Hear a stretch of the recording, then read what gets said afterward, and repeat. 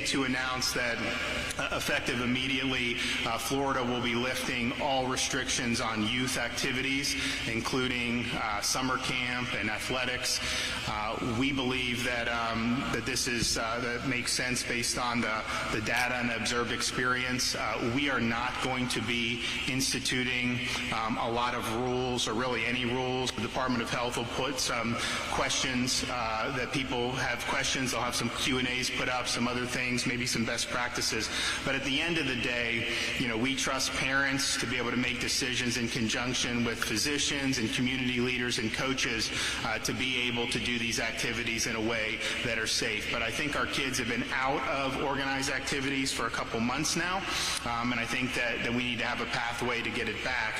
When you look at how the virus has affected the state of Florida, here's some interesting statistics. We in the state of Florida have observed 0 fatalities under the age of 25 throughout the entire course of the pandemic. We have also observed more total fatalities for people age 90 or above than total fatalities for those under the age of 65. Let me say that again. Florida's had more COVID fatalities over 90 years of age than all the fatalities under 65 combined. And so we obviously understand that this virus has a disproportionate impact on the elderly. And fortunately, we've not seen anyone under 25 die due with COVID. I think it's also important to point out some of the things that we've now observed. When the whole pandemic started and the country moved into mitigation, the schools went to distance learning here in Florida and many other parts of the country. There was some known about it. I think it was pretty clear that kids were less likely to suffer serious clinical outcomes from this than elderly were.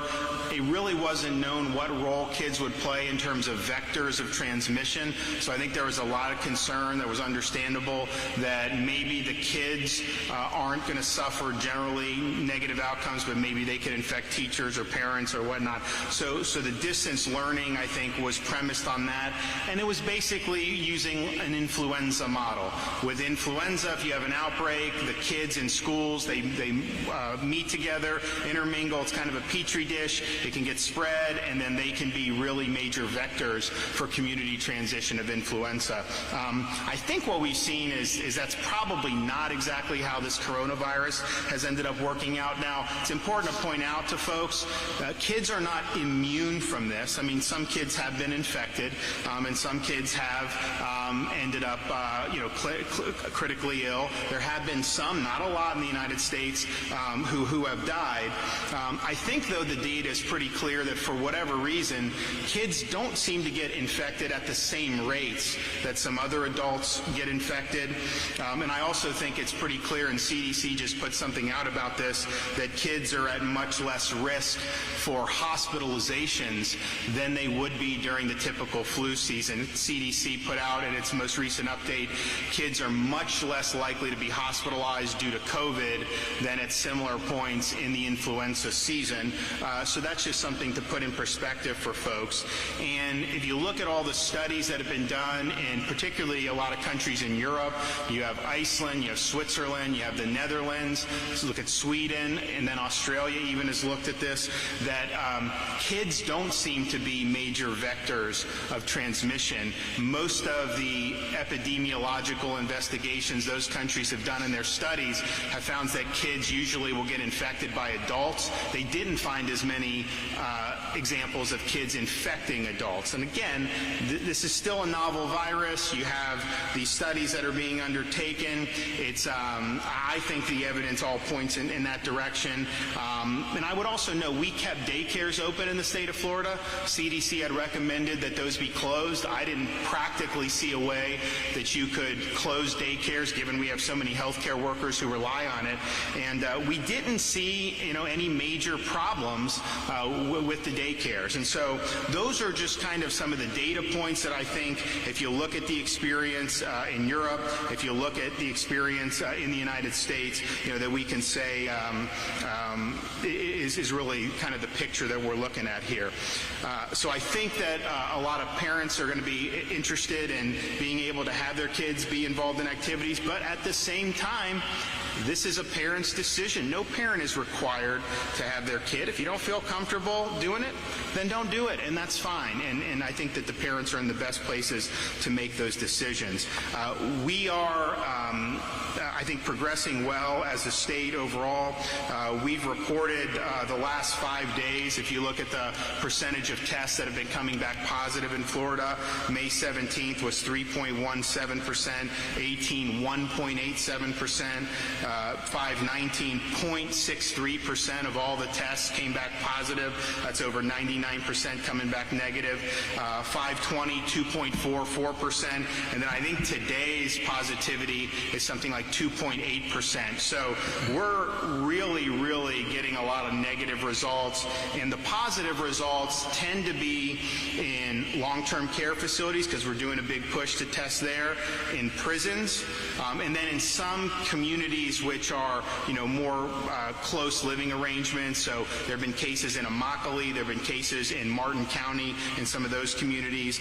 But I think that's been a pretty consistent pattern that we've been able to observe. Since we entered phase 1, the number of people hospitalized in the ICU with for COVID has declined by 26%. Since we started phase 1, the number of people on ventilators for COVID has declined 34%. So we appreciate those trends. Florida has now received over 815,000 test results reported to the state of Florida throughout this time period, and so that's a testament to a lot of the folks who've been really working hard on that.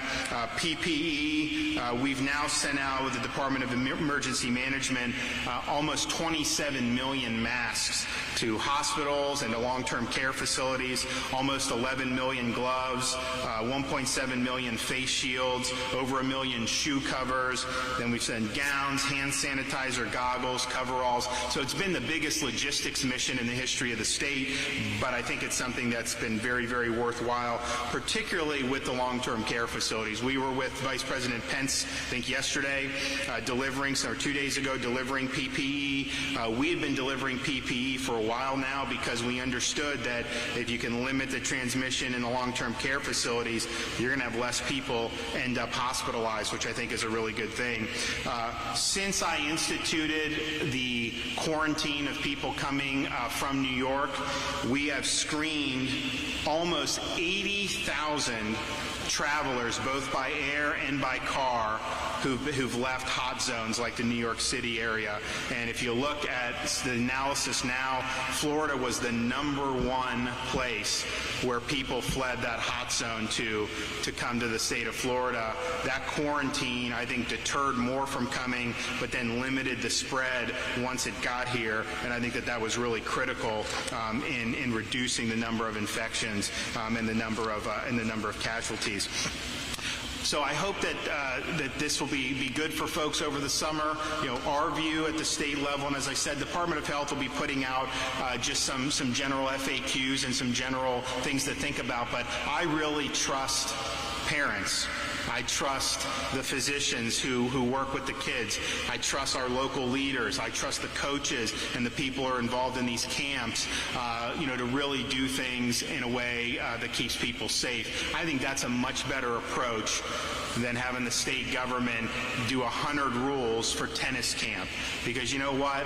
It's just some of these things don't end up being very sensible at all. So with that, I'm going to turn it over to the mayor, have him say a few things, and then we'll turn it over to Dr. White, and we'll answer a few questions. Thanks, Governor. Welcome back to Jacksonville. It's good to have you here. We're here at Austin Regional Park in Arlington, home of a golf course, skate park, dog park, and police athletic league. So again, thanks for being back in Jacksonville with all of us. This announcement today is consistent with all of the announcements that have been made as it relates to our city, and that is the collaboration between the governor and his senior team and me and my office directly. We have State Representatives Yarbrough, Daniel, and Daniels and Byrd here today, who are always advocating to my office and to the governor's office for all the things that we need to do to be safe and smart as we deal with this COVID-19 crisis. Just quickly, a word on youth sports. This is a really important announcement as we move towards a reopening. And to echo a number of things that the governor says, we have to deal with facts, we have to deal with data, we have to deal with how this thing really spreads, and the information and the science that they have on young people, the mortality rates, etc. Look, I've got a number of parents that have been reaching out to me that I know, that have also been reaching out to my office, stopping me when I'm out in stores. I've got 3 kids of my own, 15, 14 years old, and my youngest is in dance. My middle was getting ready to be in track when school ended. It would have been her 2nd year in track. My oldest was going into spring football, was in the middle of training. And the disruption of those schedules outside of even the academics creates a mental strain and a disruption of routines. So I think it's important that we let kids be kids. And again, parents and coaches and local leaders, those of us, use our best judgment to make sure we do it in a way that is safe. But let's use data and facts, and let's let kids be kids. Quick reminder, the virus is still with us. With more testing, you'll see raw numbers go up. We watch the percentages. You will see hospitalizations while this virus is with us. We just can't live in a perpetual lockdown. We've got to be smart about this. We've got to let kids be kids, and we've got to get back to a sense of this economy functioning. Well, thanks, Mayor. And, as we were thinking about the announcement, my message is, look, talk to your doctors, talk to that. And so I thought about, well, what would I do as a parent? Well, Casey and I have 3 kids, and we would talk to our pediatrician. So we asked Dr. White if she would come and just talk about what she's seeing with kids, not only in terms of the COVID, but some of the things that may be impacting our youth as a result of some of the mitigation and the school closures and the like. So, Dr. White, thank you for being willing to come, and the floor is yours. Hi, thanks for having me.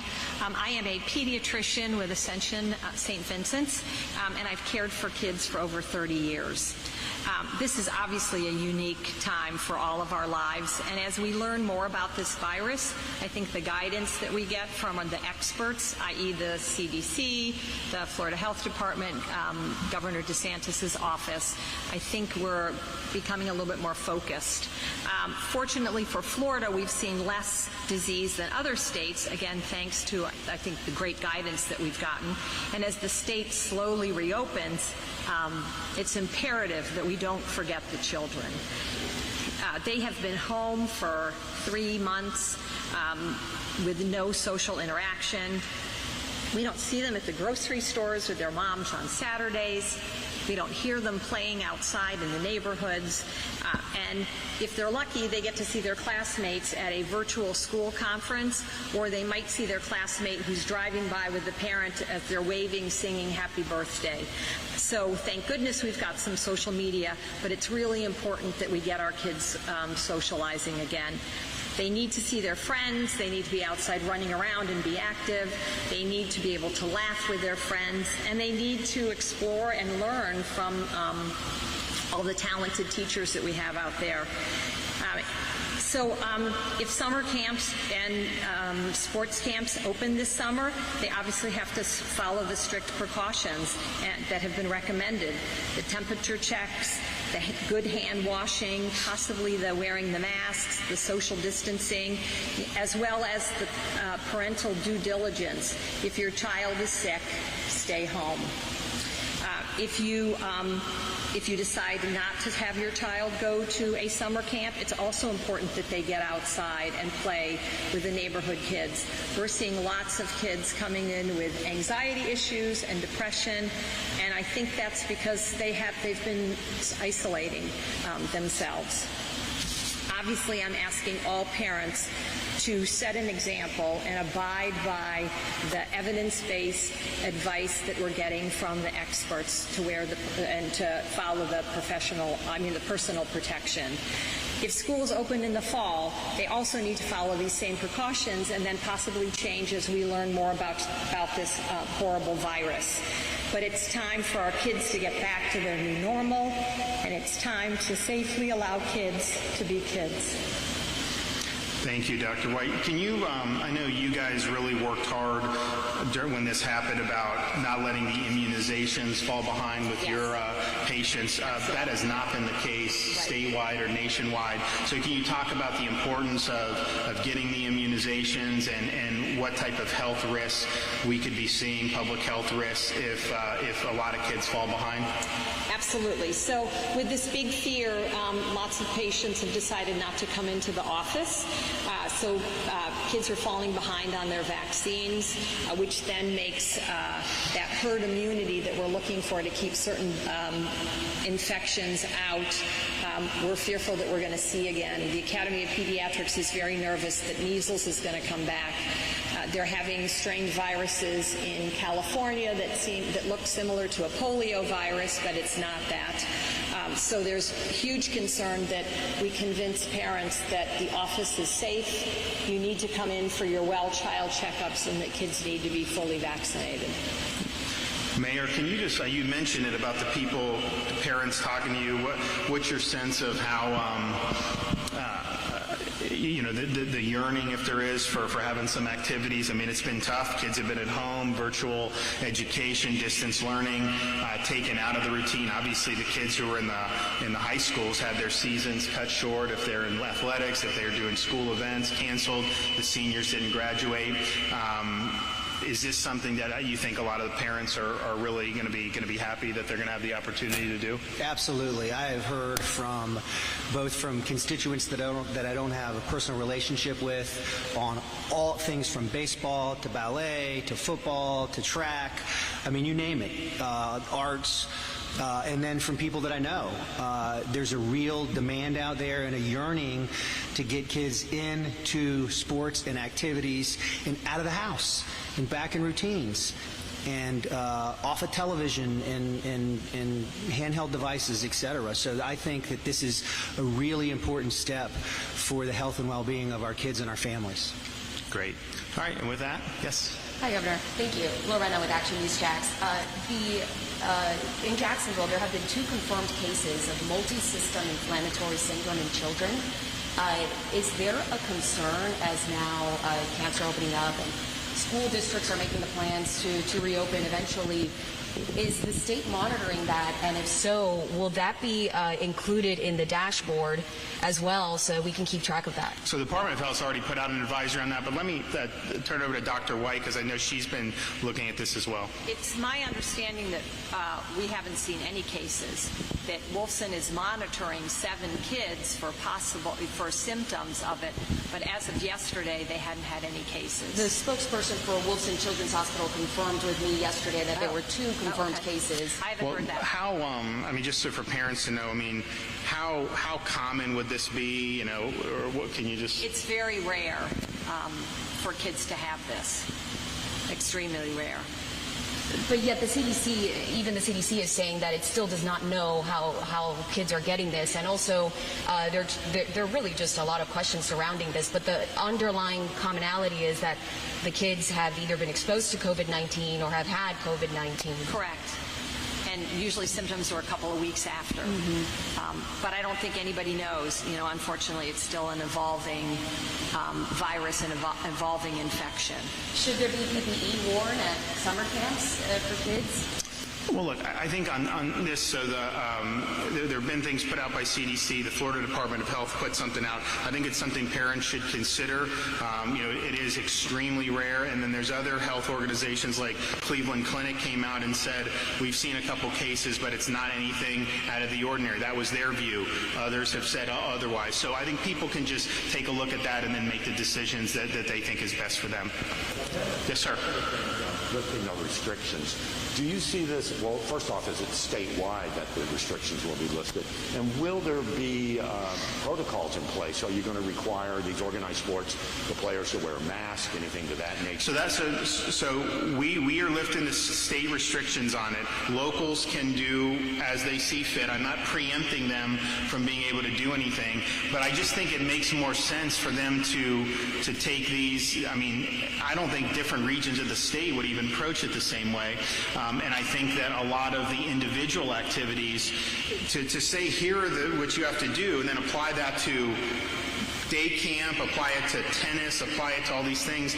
I don't know that we'd be able to even come up with one, but I think there's going to be things that are going to be put on the Department of Health website, a lot of frequently asked questions, things to think about. CDC also has things, but I think it's a better approach to let people like the mayor work with his groups locally and then figure out, what makes the best sense, because I just think that I've seen other jurisdictions, other states do like 100 rules for like how to pick up a tennis ball and all this, and it's like, that's just, when you do that and you overcook it, you end up getting less compliance with it because people just throw up their hands and say some of this is ridiculous. So I think it's just, we trust parents to use common sense. We trust our local officials. We trust the doctors that work with the folks day to day on a local basis to fashion this in a way that is safe. I don't think as a parent, I wouldn't want my kids being involved in things now, but I would be comfortable with that. But if for some reason I didn't think it was safe and my wife didn't, then obviously we wouldn't do it. And so that's how we'll do. But it does not prevent, if a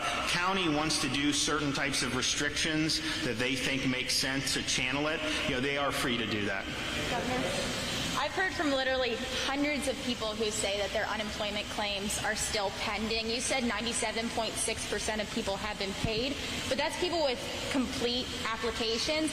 How many of those people's claims are still pending? Right. So we've now paid out about $2.8 billion in the last 10 weeks. So that's more than the state of Florida paid out in the previous 5 years combined. So we're getting close to having paid 1 million applicants. I think for sure by the time the weekend's over, we'll be over that. As I think most of you know, we basically had 1 million unemployed year-over-year ad by the end of last month. So it's been a really, really top priority to be able to do it. Now, there have been some folks who had some problems with applications. DEO has worked with them to try to get that in good order, and obviously we want to help as many people as we can. I'm also looking at what they're going to do in this next federal bill. And one of the things, the ideas that are floated around, which I think would make sense, is because you had people that were laid off because of the mitigation who probably could go back to work pretty soon if the industry gets back up, but may not have the financial incentive to do it. So I think they should consider letting people take a full lump sum. Like if they are entitled to a certain amount of money over however many weeks, just give it to them and then let people go back to work so they get the big lump sum unemployment and they can go back to work and make money that way. That could create a good incentive to get people back in the workforce. So I know that's been talked about a little bit in Washington, and I think it makes sense. Yeah, technically, not everyone would need to exhaust the unemployment. Maybe they would go back to work sooner, but you remove any of the concerns about any disincentives, and so I think that they should consider that, and I think a lot of workers would really appreciate it. Governor? Yes, sir. How does the number compare to Yes, sir. Yes, sir. Drew Dixon from FloridaPolitics.com. 12.9% unemployment rate released today. Your reaction to that? Do you think that's the peak, or are you bracing for more? Well, obviously, we knew it was going to be significant, and so it's been really difficult. I remember when the mitigation started, getting the unemployment report, which we knew was going to change very quickly, but it was 2.8% just 2 months ago in terms of the report, and then for this one. So I think what we have to do, and one of the reasons why I wanted to do a safe, smart, step-by-step approach to recovery, is that if we can get people back to work, get some confidence back in the communities, you'll start to see, hopefully, a lot of these jobs be recovered. I mean, you look at some of them, just look at the theme parks. That's over 100,000 jobs just from the theme parks. I think Universal has submitted a plan to reopen, and it was endorsed by Orange County. So I'm going to be reviewing that. We met with the Vice President. We had Disney, SeaWorld, all those others. So there's definitely a path to get a lot of those people back to work, and that's what we have to do. And so that's why our whole plan is built on obviously keeping people safe and making sure that we're doing what it takes to protect our nursing homes, long-term care facilities, all that with respect to the virus, but understanding that this national mitigation that happened has come at a major cost, and we've got to work hard to get it back going. So I'd like to see the economy bounce back as quickly as possible, but I also know it's just not that simple. There's confidence, there's other things. Some of of these businesses, even with a PPP loan, some of them got loans from the state, still is very difficult. You're going to have businesses that probably aren't going to be able to open again. Now, we're going to be working on some other small business aid that may make a difference there, but it's a dramatic change. We've never seen a change this dramatic, this quick, probably in American history. My hope is that as states like Florida, Texas, others move forward, that we can kind of help lead the way in recovery. Governor, is there... I hope it has. But I think you have to look at, what second-order shocks happen. I'm not saying that is going to happen, but I think that we're in uncharted waters, and so if we can do our best to provide a pathway back to work for people, that is really, I think, what we need to be doing. And look, I think a lot of people are itching to get back into it. We had the meeting with the hospitality folks with Vice President a couple days ago. Clearly, that's a bread and butter thing for Florida, but I would note that even the CDC recently came out and said things like pools, there's no real risk of transmission with the virus there. So we have different water parks and things that people like to do. Obviously, the beaches is something that people want to come to Florida, fishing, boating, all those things. And all that stuff, seems like it's very, very low risk. Obviously, we remember the stuff that was thrown at Jacksonville, and you haven't seen any outbreaks or anything from that. And so we do have a pathway back, but it's not going to be easy. And what I tried to do throughout this whole time, and was criticized for it relentlessly, was have a lighter touch, because had I took some approaches that were more draconian, I think you'd see those numbers be way worse. Without question, it would be way worse.